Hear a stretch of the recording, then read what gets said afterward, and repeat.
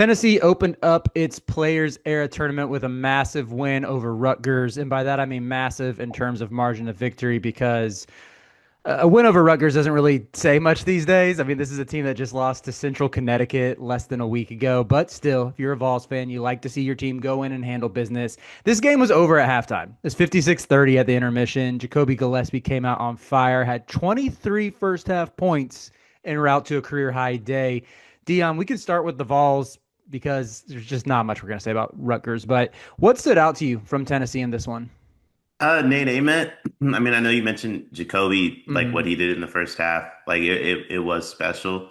Um, but I feel like we've seen that from Jacoby before. Right. Nate Ament, like the way he moves is just like pe people his size shouldn't be able to do that. Hmm. And for as good as Jacoby was the first half, I want to say Ament had like well over double figures himself Hmm. in the first half. I know he had a couple threes. Yeah, to your point, he put up 17 in the first half, Yeah. frying them dudes. Huh? He was frying them dudes. Yeah, he had the 1-3 that was like a step back from the wing, and I want to say Akpar like fouled somebody, and like Nate Ament turns around like doesn't count, and the ref's like yeah, and I was like, okay, this dude's different. Like he doesn't care that Akpar might have just fouled out. He's like, can I get my 3 points? Can you add that to the highlight reel? Can you add that to the mixtape? No, but I think he's so impressive. And it seems like even in 2.5, 3 weeks, we've already seen him make strides from, if you go back to that Duke exhibition game with Tennessee, where he was just chucking in that one. I don't have the numbers in front of me, but anecdotally speaking, it felt like he went 4 for 25 from the field. And he has just become more efficient. I think we talked about this some in the preview. His effort on the glass, I think, is game changing. And just gives him such a high floor because you know that even in contests where the shot isn't falling maybe at as inefficient of a clip as you would like to see, he's still going to battle on the boards. His length, I think he's been better defensively than I anticipated. Like he's good for a couple steals a game. I mean, he's had at least two steals in every game except UT's opener against Mercer. So he makes up for it with his length and he doesn't play. I think sometimes when you see guys of his ilk, I'm talking someone of his pedigree who has his size, who's like 6'10", lanky, and sort of known as a shot maker, playmaker type. You see them play a little bit smaller than their listed size because they're still growing into their body. But I don't get those vibes at all from Ament. I think he uses his frame exceptionally well. And he still might get pushed around a little bit every now and then when you get into SEC play or even as this tournament unfolds.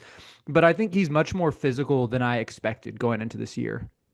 Yeah, I mean, I think he's much more physical than anybody would have thought, right? Like, I don't even think that's just like a necessary like knock on like your scout of him. I think there was question marks. Like, you have a guy. I mean, how tall is he listed at? He's listed at 6'10".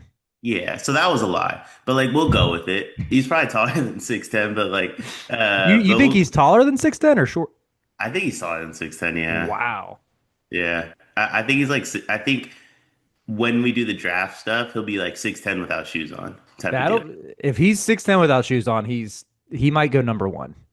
I think he's KD.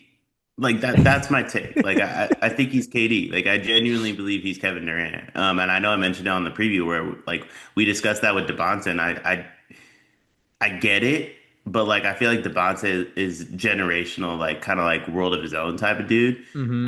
Nate Ament is more so like follow somebody's path type of guy, and that this isn't me disrespecting KD, but like that's just how it goes, right? Like that Hmm. there is no other Devonta. There's just Devonta. Like there's likely no other KD, but Nate Ament might be the closest thing we got to it. And he, yeah, like 6'10". I feel like for a 6'10" guy, and he's like, yeah, I kind of want to play guard wing. Hmm. That's why we question the physicality. Because like, well, he's choosing not to play down low, and we're not sure that he can do that because that's kind of Hmm. like all he did in high school. Can confirm he can play on the perimeter. Yeah, can confirm. Yeah, he's fantastic, and I think just having him as the secondary playmaker as well, 3 assists in this one to Gillespie's four, that is such a boon to this offense as well. Like to your point, he pretty much is this team's two guard, which Yeah, you're yeah. you're play. I want to see how creative, like I guess I feel like this Tennessee team could really use another wing or like just a forward with a little more skill. I think they're deep in the front court in terms of you go on down the line, and even if like it obviously didn't happen with this game. I mean, Akpar only had one foul, but you go on down the line and you can put in Dwayne Brown, and he's competent. He's physical. He's giving you, I would say probably more than what UT fans even expected. You can play JP Estrella, who had double figures in this game and seems to be sort of finding his footing after he was a one-time heralded recruit. Kate Phillips, lob threat. Not, I mean, he'll get on the glass. That's kind of about it. Like you can go on down the line, and they just have length they can throw at you in the front court. Jalen Carey's another one who sort of has like that dancing barefoot footwork around the basket. But none of those dudes can really stretch the floor. Like if this team had a 6'8" 3-point shooter, you could get so creative by basically playing Amon at the two. And I mean, I guess technically, yeah, Amari Abrams started this game at the three. He's like 6'4", 6'5". But yeah, if they just had one more wing, I feel like we'd be talking about national title contenders. Yeah, However, I still like I don't know if this Tennessee team can. I could. There's a world where they can get to the Final Four. I struggle to see them winning 6 games in March, but you factor in that defense that's so consistent night in, night out with just two pure bucket getters and Ament and Gillespie, and you're going to beat a lot of teams. sure. How Yeah. high do you think this Tennessee's team ceiling is? Um,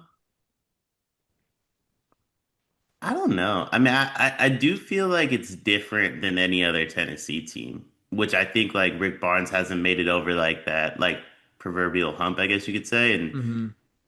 this feels like the one that could do it because it's different. I do think it's lacking some of the stuff the other Tennessee teams had though too. And I think it kind of evens itself out. But I mean, in terms, see, to me, like when you discuss ceiling, it's like, well, how far could they go? Hmm. I do think this is a Final Four team Hmm. potentially. I don't think it's realistic that they wind up being one, Hmm. but they could be. I think that's valid. I'm even if you're comparing like the best team of the Barnes era. I mean, it's either the Grant Williams and Admiral Schofield team in 2019, but I think I would still probably give the edge to the Dalton Connect team in 2024. And Mhm. just thinking that team's MO was play really good defense. And it seemed like Rick Barnes cracked a code of just having a team full of guys who check and then one certified hooper with Connect that they could give the ball to and get out of the way. Yeah. I don't think Gillespie or well, I mean, when all is said and done, Ament might be more impactful than Connect. Like I Ament is, think Amen in terms of get one Hooper, like I don't think yeah. him and Connect are even close. And Respectfully to Dalton. yeah. I mean, Dalton was just so good his 1 year at Tennessee, though. But I think Gillespie is a massive upgrade over Ziegler. I don't care that Ziegler could guard. I don't care that Ziegler did all the intangible leadership stuff. Jacoby puts the ball in the hoop, and he's a really smart defender, too. Did a preview for Tennessee's second game in the Players Air Tournament with Matt Moderna, which should be up on the channel.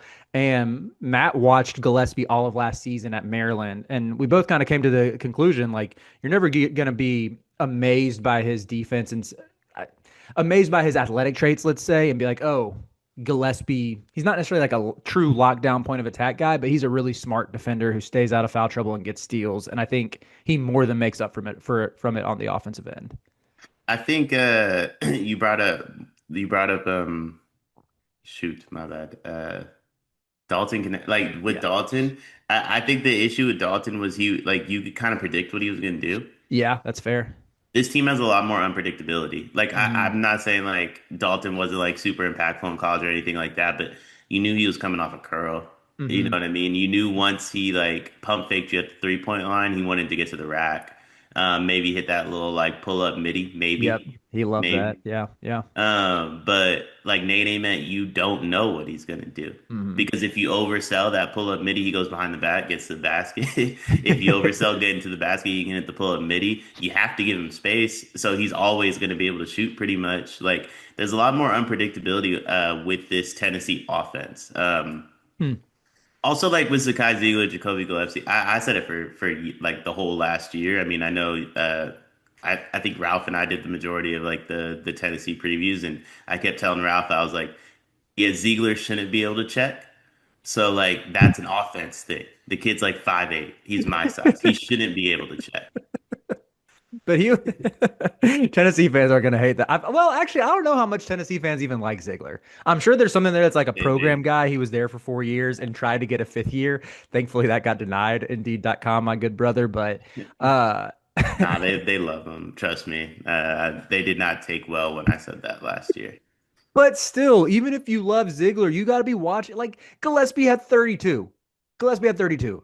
Like he had 23 and a half. Like what are we talking about here? Like if I was I think Gillespie was the best point guard available in the portal, and the fact that Tennessee got it done so quickly is incredible for them. And yeah, the more I think about it, even looking at like I don't want to take anything away from Connect that season he was at Tennessee because there'd be nights where he would score 35 and it looked like it was nothing. Yeah. However, Amon, I think, is still capable of dropping a 30 burger from time to time, and he rebounds, and he guards, and he passes. Yeah. So maybe it's not that far fetched that this team can get to a Final Four and even further. But yeah, the only knock I would say is I just would like to get more out of another guard, whether it's Amari Abram, whether it's Amari Evans, maybe even Bishop Boswell. Bishop Boswell will check 3 steals in this one. I thought he was great off the bench, just didn't really do anything offensively. But like that's the one knock I can find is like, man, they just need if they can get like Rick Barnes has done really well at scouting mid-major guys and evaluating who will translate up a level. If they can get I always confuse Amari Abram to give them like Jordan Gainey type production, then they'll be really good. But he didn't even attempt a shot this game. Yeah, I mean, I feel like I don't want to say they have the the only team that could go get you something. You know what I mean? In Tennessee history, but I do feel like they had the best team since Rick Barnes that was there to like kind of really go do something. And pathway wise too. Um, the SEC is phenomenal and it's been phenomenal for years, but Kentucky's banged up. hmm Florida's sleepwalking, to say the least. hmm I mean, I feel like Tennessee has to be the favorites right now. Yeah, I would say them or Alabama. Tennessee's guards are wiping the floor with Florida's right now, which is I never thought I would say that about I, A Todd I, Golden team. I thought you'd say that. Yeah, we're talking about Boogie Flan and Buddy from Princeton. Can I give some closing thoughts on the broadcast with Candace Parker and Bruce Pearl in a three-man booth with respect to the third person? I can't remember who you were. We don't need a three-man booth for Tennessee Rutgers. Like, just save that for another game. It was Bruce Pearl anecdotes talking about how Jacoby Gillespie went to his camp, telling some cringy stories about Candace Parker when she was there. Just really uncomfortable on a lot of fronts. I'd be good with no more Bruce Pearl in the players era. I just wanted to get that out there. Yeah, I mean, yeah. I don't be honest with you. I've never been a big announcer guy. Yeah, that's fair.